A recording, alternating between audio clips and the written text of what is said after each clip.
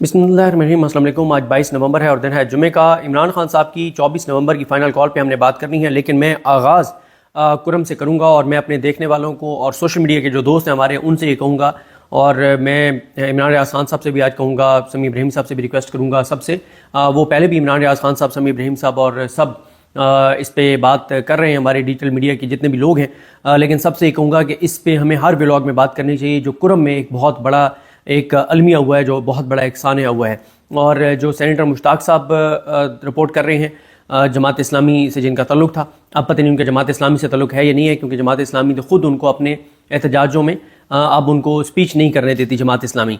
तो सेनेटर मुश्ताक साहब जो बता रहे हैं वो 110 निहत्ते लोगों की शहादत को वो रिपोर्ट कर रहे हैं कि 110 लोग शहीद हुए हैं। एग्जैक्ट फिगर अभी तक पूरी हुकूमत और किसी हुकूमती इदारे ने अभी तक फिगर नहीं दी, और कोई तवज्जो नहीं है। सारी तवज्जो जो है वो करप्शन, लूटमार, मफाद, इक़्तिदार और अपने इक़्तिदार को बचाने के लिए जुल्म, जबर, फस्तायत, बर्बरियत के ऊपर इस वक्त पूरा फोकस है।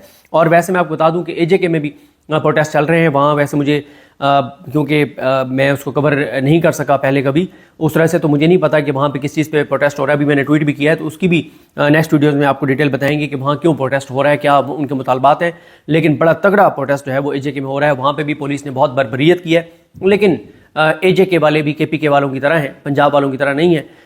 AJK में भी जब पुलिस ने बर्बरियत की है तो पुलिस को फिर ईंट का जवाब पत्थर से मिला है। हाँ, AJK वाले भी यही कहते हैं कि कानून के मुताबिक कोई कार्रवाई करनी है आप करें, लेकिन आप जबर, बर्बरियत, यजीदियत और फसाइयत करेंगे तो फिर AJK वाले भी सही टकरे हैं पुलिस को और अपनी हुकूमत को, और वो किसी तौर पे भी सरेंडर नहीं कर रहे और शिकस्त नहीं मान रहे, और वो आगे बढ़ते चले जा रहे हैं। उस पर हम बाद में बात करेंगे। पहले मैं एक स्टोरी है इज़हारुल्लाह साहब की, जो इंडिपेंडेंट उर्दू के लिए रिपोर्ट करते हैं। ये बहुत एक तकलीफदेह स्टोरी है।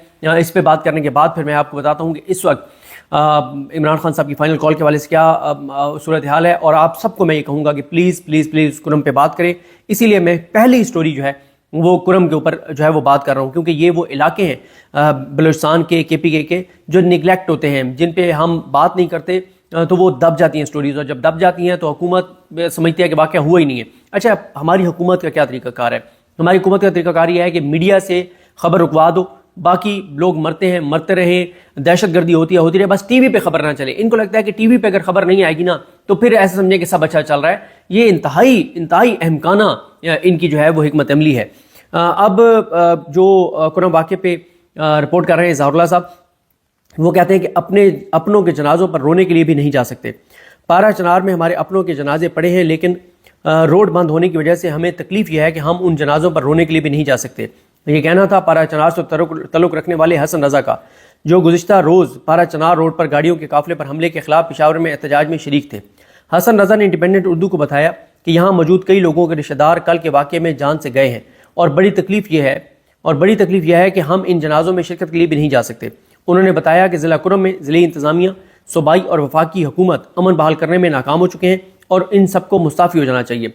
हसन रज़ा ने बताया कि हुकूमत के लिए शर्म का मकाम है कि अभी तक मुज़म्मती बयान तक जारी नहीं किया गया, जबकि पारा चनार में अभी करबला का मंजर है, जहाँ बुजुर्गों, जवानों और ख़वातीन के जनाजे अभी तक पड़े हैं। पेशावर में पारा चनार से तल्लुक़ रखने वाले रिहायशियों ने पेशावर प्रेस क्लब से सूबाई असम्बली तक मार्च किया, जिनमें गम व गुस्सा भी नज़र आ रहा था। मुजाहिरीन मुतालबात के हक़ में नाराबाजी कर रहे थे, जबकि मुजाहरे में ख़वातीन और बच्चे भी शामिल थे, जिन्होंने हाथ में कतबे उठा रखे थे। काशिफ हुसैन का तल्लुक़ भी पारा चनार से है और इस्लामाबाद में रहते हैं। उन्होंने इंडिपेंडेंट उर्दू को बताया कि मेरी 60 साल चची गुज़िश्ता रोज़ के वाक़े में जान से गई हैं। ताहम काशिफ के मुताबिक वो और उनका एक बेटा जो इस्लामाबाद में है जनाजे में शिरकत के लिए नहीं जा सकते, क्योंकि रोड मुकम्मल तौर पर बंद है। काशिफ ने बताया कि हमें अपनों का आखिरी दीदार भी नसीब नहीं हो रहा, और सिर्फ वीडियो कॉल ही एक सहारा है जिस पर अपनों के आखिरी दीदार कर सकते हैं। उन्होंने बताया कि मेरी चची कुछ दिन पहले अपने एक बेटे को अमेरिका रुखसत कर गई, जबकि दूसरा बेटा इस्लामाबाद में है, और इलाज की गर्ज से वो कॉन्वाय में इस्लामाबाद आ रही थीं।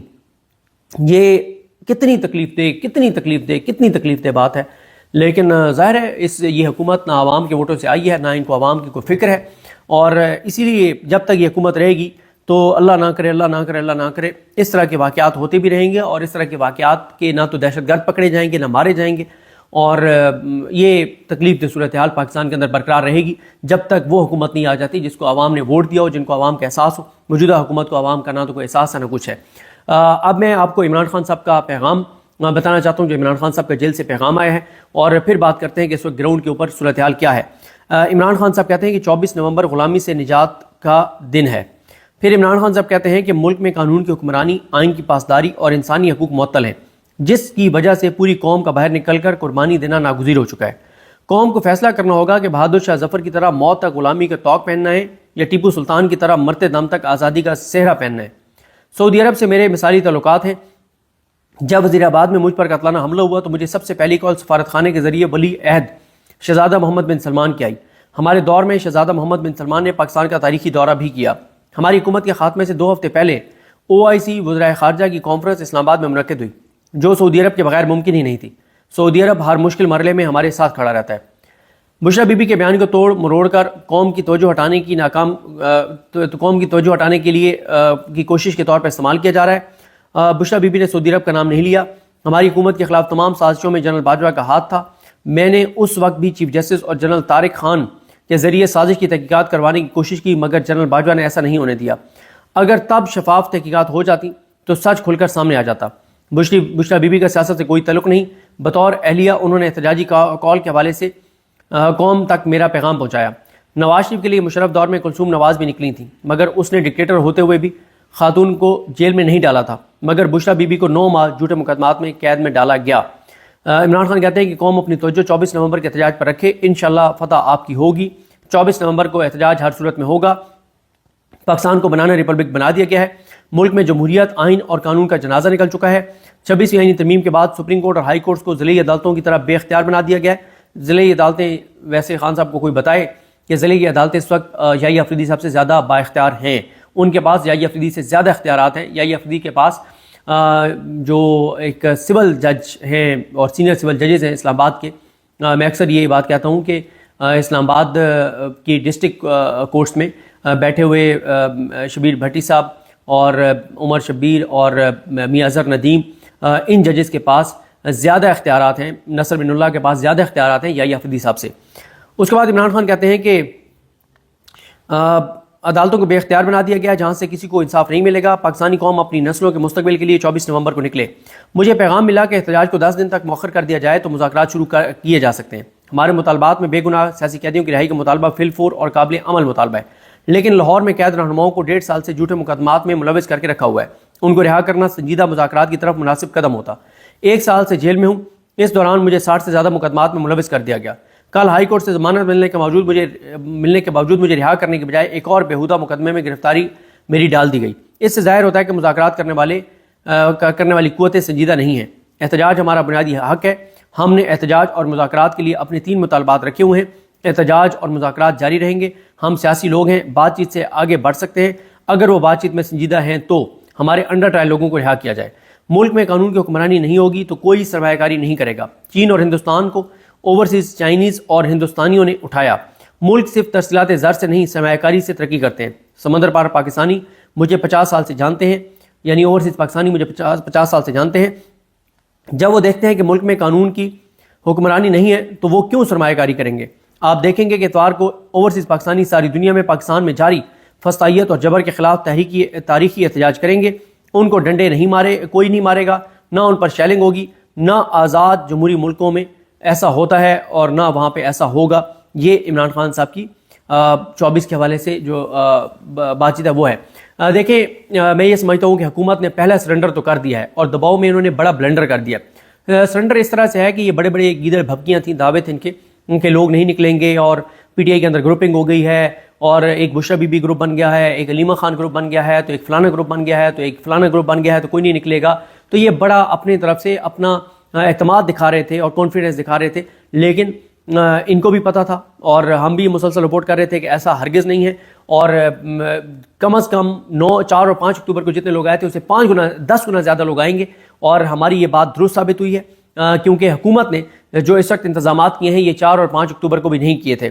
اس وقت جب میں آپ سے بات کر رہا ہوں، جی ٹی روڈ کو جیلم اور کاموں کی اور ایک اور مقام، 3 مقامات سے جی ٹی روڈ کو مکمل طور پر بند کر دیا گیا ہے۔ اب آپ مجھے بتائیں کہ وہ لوگ جو کوئی علاج کے لیے جا رہا تھا، کوئی فوتگی پہ جا رہا تھا، کوئی شادی پہ جا رہا تھا، کوئی اور کام جا رہا تھا، کوئی مزدوری کے لیے جا رہا تھا، وہ ان لوگوں کا کیا بنے گا؟ میں آپ کو بتاؤں کہ مجھے ایک ان ڈرائیو چلانے والے بھائی نے بتایا کہ جب یہاں پہ لاک ڈاؤن تھا تو ایک ہفتہ بہت مشکل تھا ان کے لیے اور کوئی روزگار نہیں تھا. ایسے بھی میں نے لوگ دیکھے ہیں بائکیا کے اوپر بائکیں چلانے والے جو کہتے ہیں کہ ہم ایک دن میں جو 1000 روپے کماتے ہیں اسی سے ہم اپنے بچوں کے لیے آٹا اور سبزی کھانے کی چیزیں لے کر جاتے ہیں جو 1000 روپے وہ کماتے ہیں.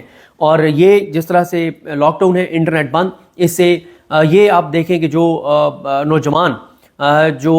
نوجوان یہ فوڈ پانڈا کے اوپر کام کرتے ہیں, اس طرح سے سروسز دیتے ہیں, ان بیچاروں کے روزگار کا کیا ہوگا. کبھی آپ کو میں یہ کہوں گا کہ کبھی آپ یہ جیسے اسلام آباد میں میٹرو ہے, میٹرو پہ کام کرنے والے نوجوانوں کو مل کے تو دیکھیں کہ بہت کم تنخواہوں پہ جو کام کر رہے ہیں ان کی کوالیفیکیشن کیا ہے. ایم اے ایم فل نوجوان بھی میٹرو میں کام کر رہے ہیں. یہ ہمارے ملک میں روزگار کی صورتحال ہے. اور کئی بائکیں چلا رہے ہیں, کئی کریم اوبر اور ان ڈرائیو چلا رہے ہیں, لیکن سب جن کا کام ایپس کے ساتھ ہے اور جن کا کام اس طرح کا ہے کہ انہوں نے لوگوں کو ایک جگہ سے دوسری جگہ پہنچانا ہوتا ہے, وہ تمام کام رک جائیں گے. اور کئی لوگ ان کے گھروں میں فاقے ہوں گے, وہ گھر میں کھانا نہیں اپنے بچوں کو کھلا سکیں گے. لیکن ان کو کیا, چوروں ڈاکو لٹیروں کو اس سے کیا فرق پڑتا ہے؟ ان کی ذات اور مفاد کا معاملہ ہے اور ان کو تو کوئی فرق نہیں پڑتا. لوگ بھوکے خدا نخواستہ مرتے ہیں, مر جائیں, خودکشیاں کرتے ہیں, خودکشیاں کریں, لیکن ان کا فوکس اپنی ذات اور مفاد اور کرپشن اور لوٹ مار ہے. ٹرانسپورٹ بند کر دی گئی ہے. جو ٹرانسپورٹ کے اڈے ہیں ان کو نوٹسز جاری کر دیے گئے ہیں. لاہور میں ایون کہ جو لاہور کے اندر جو روڈ ہیں ان کو بند کیا جا رہا ہے. لاہور کے اندر کنٹینر لگائے جا رہے ہیں اور رنگ روڈ کو جو ہے وہ بند کیا جا رہا ہے یا بند کر دیا گیا ہوگا. اسلام آباد میں مزید کنٹینرز لگائے جا رہے ہیں. موبائل سروس بتایا جا رہا ہے بند کر دی جائے گی. مریم نواز خان صاحبہ جو جیو کے لیے رپورٹ کرتی ہیں اور فرام کوٹ روم نمبر 1 میں وسیم ملک صاحب کے ساتھ ان کا پروگرام آپ نے دیکھا ہوگا, بہت زبردست وہ پروگرام کرتے ہیں. تو مریم نواز خان صاحبہ نے یہ رپورٹ کیا ہے کہ انٹرنیٹ بھی بند کر دیا جائے گا, موبائل سروسز بھی بند کر دی جائیں گی. اور ویسے انٹرنیٹ تو ابھی سے سلو ڈاؤن جو ہے وہ کر دیا گیا ہے. اور اسی طرح سے جو پہلے آپ دیکھیں نا کہ رانا ثناء اللہ محسن نقوی پہ تنقید کر رہے تھے کہ انہوں نے زیادہ کنٹینر لگا دیے تھے, اب تو اس سے بھی ڈبل انتظامات ہو رہے ہیں. اور چھوٹی چھوٹی جو گلی ہیں, اسد اللہ خان صاحب کو میں سن رہا تھا, وہ کہہ رہے تھے کہ 72 راستے اسلام آباد میں, جو اسلام آباد کے 72 راستے بند کیے جا رہے ہیں. مین شاہراہیں, مین جو روڈز ہیں, جو گلیاں ہیں, جو مختلف اطراف سے پیدل بھی لوگ آ سکتے ہیں, 72 راستے راولپنڈی اسلام آباد کے بند کیے جا رہے ہیں. یہ اس وقت ان کے خوف کا عالم ہے اور اتنا پی ٹی آئی نے ان کو خوف زدہ کر دیا ہے کہ ان کی کامپیں ٹانگی ہوئی ہیں. تعلیمی ادارے بند کر دیے گئے ہیں, تجارتی مراکز بند کیے جا رہے ہیں. اور اسی طرح سے آپ دیکھیں کہ ہاں ہاسٹل سٹی, جو کل بھی میں نے آپ کو رپورٹ کیا تھا, ہاسٹل سٹی جو ہے راولپنڈی میں, اسلام آباد میں, اور جو پنڈی کے ہاسٹلز ہیں اس کے حوالے سے بھی ہمارے دوست مغیث علی صاحب بتا رہے تھے کہ پنڈی کے بھی ہاسٹل جو ہیں ان کو بھی نوٹسز دیے گئے ہیں. تھریٹ کیا جا رہا ہے کہ آپ فوری طور پہ جو ہے وہ ہاسٹل خالی کر دیں. اچھا, میں نے یہ کہا ہے, میں نے یہ ٹویٹ بھی کیا ہے کہ ہاسٹل ایسے خالی نہیں کرائے جا سکتے, اور ہاسٹل جو خالی کرائے جا رہے ہیں ان کو چاہیے, اور جو تھریٹ کر رہے ہیں ان کے خلاف ایف آئی آر کی درخواست دے سکتے ہیں, وکلا سے مشاورت کر سکتے ہیں, اور وکیل ایسے اویلیبل ہیں, نہیں ہیں تو آپ ٹویٹ کریں, آپ کو وکیل مل جائے گا, آپ کو وکیل گائیڈ کرے گا. اگر کوئی پولیس والا آپ کو تھریٹ کر رہا ہے, دھمکی دے رہا ہے, تو آپ اس کے خلاف جا کے اور تھانے میں ایف آئی آر کی درخواست دیں یا عدالت میں رجوع کریں کہ جناب ہمیں اس طرح سے تھریٹ کیا جا رہا ہے. ان کی آڈیو ریکارڈنگ کر کے رکھیں, ان کی ویڈیو ریکارڈنگ کر کے رکھیں, اور کیمروں کی فوٹیج نکال کے رکھیں, عدالتوں سے رجوع کریں, ورنہ یہ تو ہر چوتھے دن یہی ڈرامہ ہوگا کہ آج یہ ہو رہا ہے تو ہاسٹل بند کر دیں, آج یہ ہو رہا ہے. میرا خیال ہے کہ ہاسٹل کے جو مالکان ہیں, جو اسٹوڈنٹس ہیں, ان کو عدالتوں سے رجوع کرنا چاہیے اس سے. اور اسی طرح سے یہ سرکاری یونیورسٹیز کے ہاسٹل کو خالی کروا رہے ہیں, اور یہ صورتحال ہیں.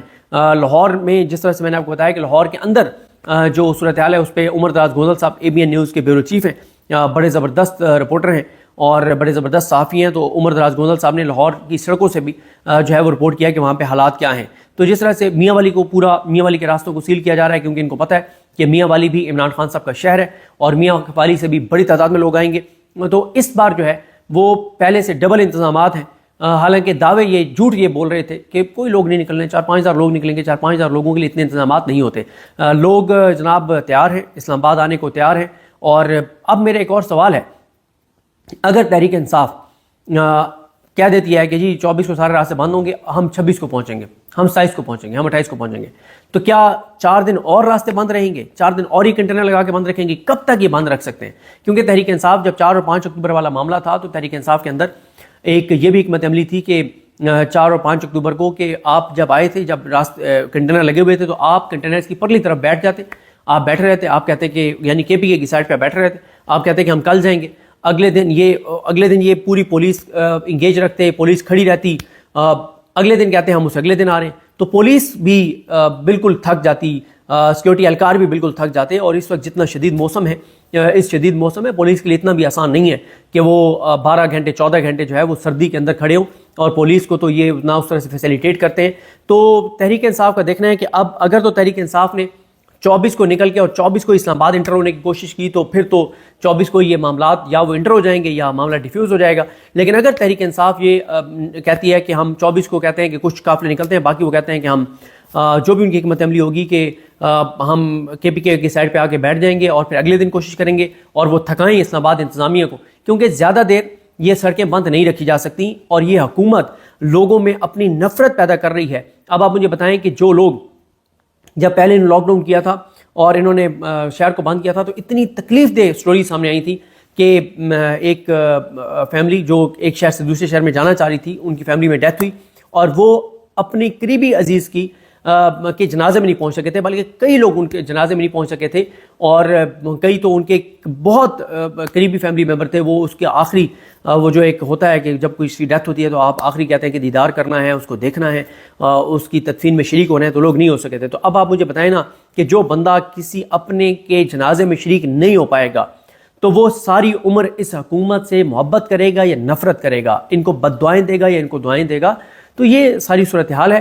لیکن کانپیں ٹانگی ہوئی ہیں، دباؤ میں یہ ہیں، اور یہ اس وقت انہوں نے بلنڈر کیا ہے کہ جو انہوں نے خود ہی سارے راستے بند کر دیے ہیں. اور پی ٹی آئی کے تو چلے ہم کہہ رہے تھے 3 لاکھ یا 4 لاکھ لوگوں نے آنا ہے، لیکن روزانہ کروڑوں لوگ ٹریول کرتے ہیں ایک مطلب پورے پاکستان میں. اور جب کروڑوں لوگ ٹریول کرتے ہیں، چلے ہم زیادہ نہیں کہتے، ہم 1 کروڑ لوگ کہہ دیتے ہیں، چلے ہم کروڑوں نہیں کہتے 1 کروڑ کہہ دیتے ہیں. اگر 1 کروڑ لوگوں نے لاہور سے لے کے اور اسلام آباد اور درمیانی راستوں پہ ٹریول کرنا ہوتا ہے ڈیلی، اور یہ موٹر ویز پہ ٹریول کرنا ہوتا ہے کے پی کے سے اسلام آباد، ان موٹر ویز جتنی بند کی گئی ہیں، جتنی ہائی ویز بند کی گئی ہیں، ان ساروں پہ ڈیلی 1 کروڑ لوگ ٹریول کرتے ہیں. تو 1 کروڑ لوگ جو ٹریول نہیں کر پائیں گے، وہ وہ ان کی فیملی میں 5 بندے بھی ہوں تو 5 کروڑ لوگوں کی تو روزانہ نفرتیں یہ حکومت اور بد دعائیں یہ حکومت لے رہی ہوگی. تو لیکن ان کو نفرت سے فرق نہیں پڑتا، کیونکہ یہ ان کو کانفیڈنس ہے کہ عدالتیں ہم نے فتح کر لی ہیں. یا افریدی صاحب کو ہم نے بٹھا دیا، امین الدین خان صاحب کو ہم نے بٹھا دیا، ادھر عامر فاروق صاحب بیٹھے ہیں، ادھر عالیہ نیلم صاحب بیٹھے ہیں. وہ کہتے ہیں کہ عدالتوں سے ہی مسئلہ ہوتا ہے، عدالتیں ہماری اپنی ہیں، جج ہمارے اپنے ہیں، چیف جسٹس ہمارے اپنے ہیں، آئینی بینچ ہمارا اپنا ہے، تو ہمیں کوئی پریشانی کوئی گھبراہٹ نہیں ہے. تو باقی آپ کو کچھ دیر بعد مزید چیزوں پہ اپڈیٹ کریں گے. مجھے اپنی دعا میں یاد رکھیں. اللہ کے نام سب کا حامی ناصر ہوں. اللہ حافظ.